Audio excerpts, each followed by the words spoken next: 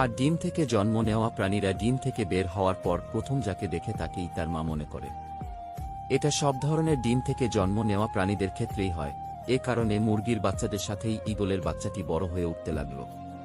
কিন্তু সে ভেতর থেকে যে সবসময় অন্য কিছু অনুভব করত।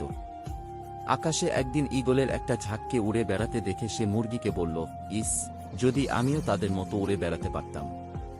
মুরগি হেসে উত্তর দিল, তুমি কিভাবে উড়বে? তুমি তো মুরগি এবং মুরগি কখনো উড়ে না।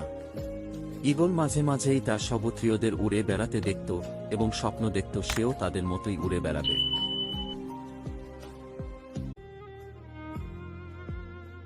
আর ডিম থেকে জন্ম নেওয়া প্রাণীরা ডিম থেকে বের হওয়ার পর প্রথম যাকে দেখে তাকেই তার মা মনে করে।